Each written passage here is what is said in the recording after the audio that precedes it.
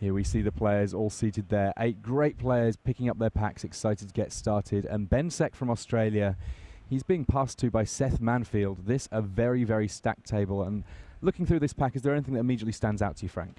Well, there's an Emrakul's Evangel, that's a fine card. There's also an ingenious Scap, a solid blue creature. The best card in the pack that I see so far is Choking Restraints. That is the white pacifism type card that Ben is now pulling to the front. When in doubt, early on in a draft, go for the removal spell, and that is also what Ben does here. It's 3 mana, just dealing with anything on the table, cannot attack or block anymore. A fine start to your draft.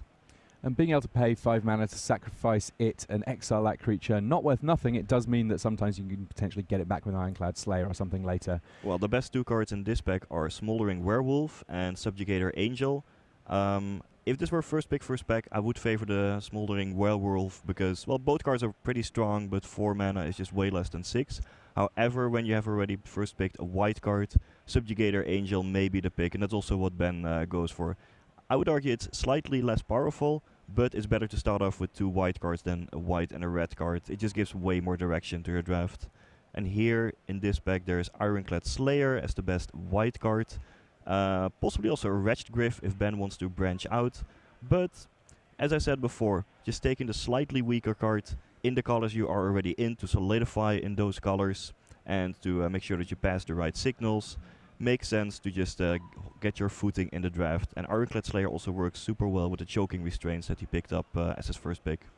So Ben Seck now on a plan. We know that he's going to be looking at these white cards a little bit more seriously than everything else, but it's nice that he's not had to branch into a second color yet. Looking at Geist the Lonely Vigil there along with a Dawn Griff. Yeah, I like the Dawn Griff here. Geist of the Lonely Vigil is a good 2-drop, but it's a more defensive style card. I believe Ben also picked up the Dawn Griff over there. 2/2 flyer for 3 mana. That's fine, and you can happily attack. There's not a lot in the way of white here. Fiendbinder Paladin, that's a 3/4 lifelink for 5 mana.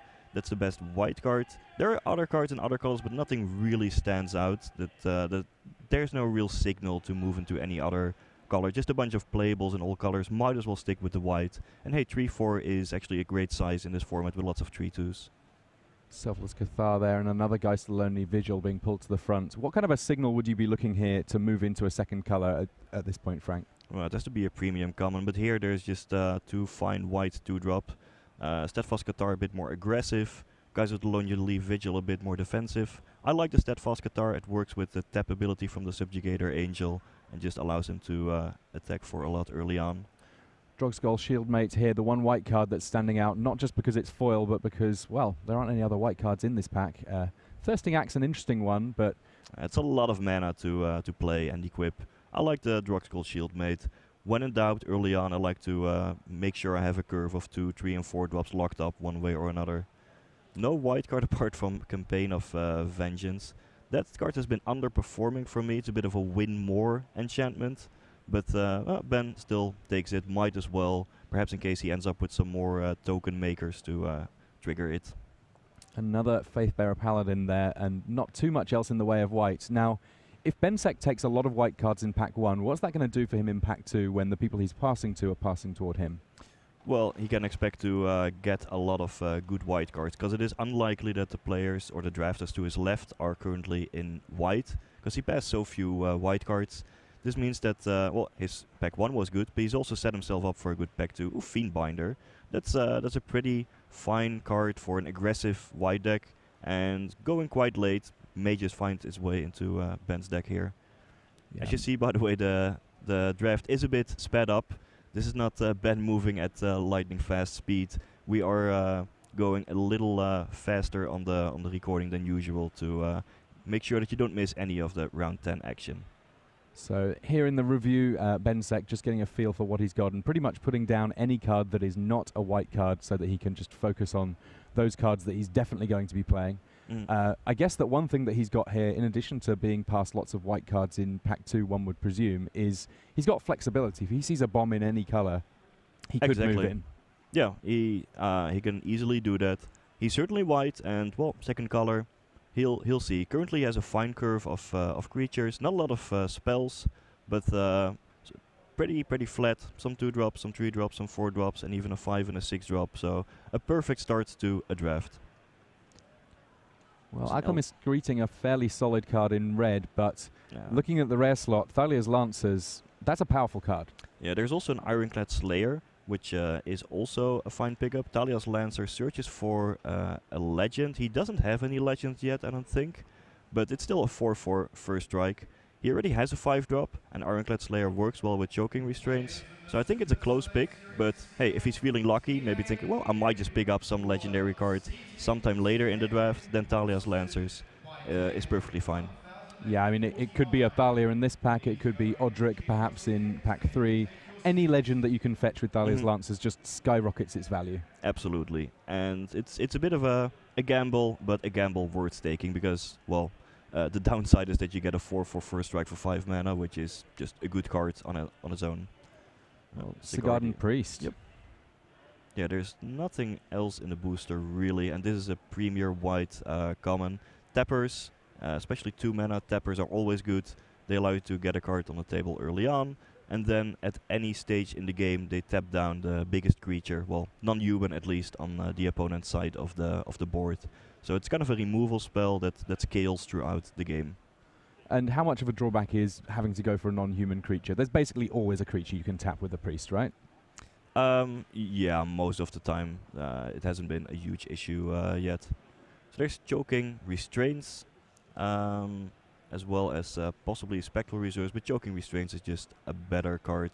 When in doubt, go for the removal spell, especially when you can combine it with your Ironclad Slayers. Yeah, I've seen Ironclad Slayer combined a lot in white-black decks with the likes of Boona Emrakul. You don't necessarily need to go into a second colour, though, to find an enchantment that's going to go to the graveyard that is functionally removal. And there is another Ironclad Slayer, but also a Sigarden Priest. Well, this is a wealth of riches. There's Heron's Grace Champion, green-white, but it's in another color. Sigardian Priest, as well as a Courageous Outrider, which can provide value. Sigardian Priest, however, is the card that allows him to stay single color, on color, and it is, say, another removal spell, which is the type of effect that his deck, which is quite dense in creatures at the moment, is lacking. Also a 2-drop, so I like that pickup. So far I've been quite impressed and happy with the way Ben has been drafting. There's a Borrowed Grace as the white card. This has been called the White Overrun. For 5 mana, at instant speed, give your team +2/+2. Ben's deck is filled with a lot of creatures at the moment, especially early drops, so this is a perfect fit for his deck. Yeah, I mean, if you have to cast it for 3 just for +2 power or indeed +2 toughness, you don't mind too much, but when you've got 5 mana, that's when it's super powerful. And Dawn-Gryph here, a quick pickup for Ben Seck in this pack. We really haven't seen him tempted by a second color at any point in this draft. Yeah, well, as we said at the beginning of the booster, if he opens or gets past some kind of bump in another color, he has the flexibility to move in, but he hasn't seen any of that. At this point, he might even end up mono white. Another Ironclad Slayer, that's a really good card for his deck. Already has multiple choking restraints, so good on turn 3, and in the late game, just rebuy the enchantment from the graveyard to get another removal spell. Yeah, mono white is easily a possibility. That's kind of underrated at times, how the added benefit of having some consistency in your mana base can help you. Another 2-drop there. Yeah, he had the option of another Borrowed Grace, but chose to pass it up for now. Yep.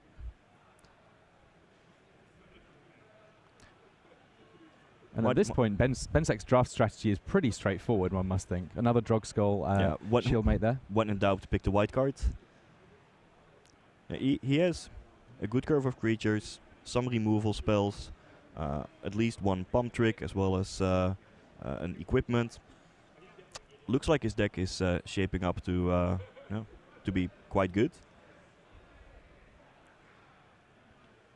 He can at least not have to worry about mana issues. Assuming he draws lands, they'll be the right color. Yeah, and that is an underrated benefit. Wow, that's a late Ironclad Slayer. Yeah, he might be one of the only, or maybe the one of the 2 white drafters at the table. White is definitely underdrafted at this table because those Ironclad Slayers shouldn't go this late. Yeah, Ben is absolutely in the right colors, and he has been navigating his seed quite well so far. So that's the end of our Eldritch Moon packs. 2 Eldritch Moon packs before we move on to Shadows over Innistrad. In terms of what Ben might be looking for in this third pack, we know that he has the potential to pretty much move into any colour if he needs. But if he's going to be staying in white, which clearly there's going to be white picks that he's going to take in pack 3, what sort of things might he be hoping to see? Well, it has to be something really, really powerful, preferably a single-colored mana.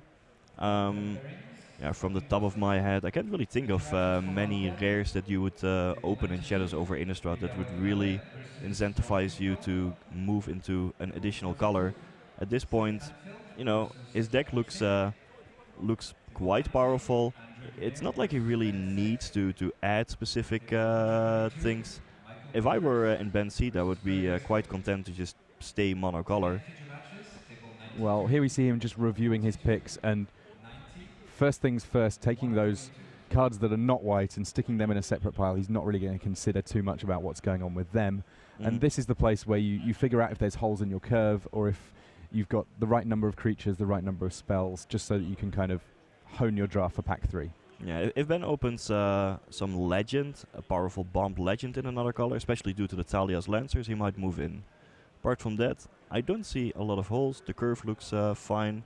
He might use a couple more spells, because it looks like he's quite dense on creatures, not that dense on spells.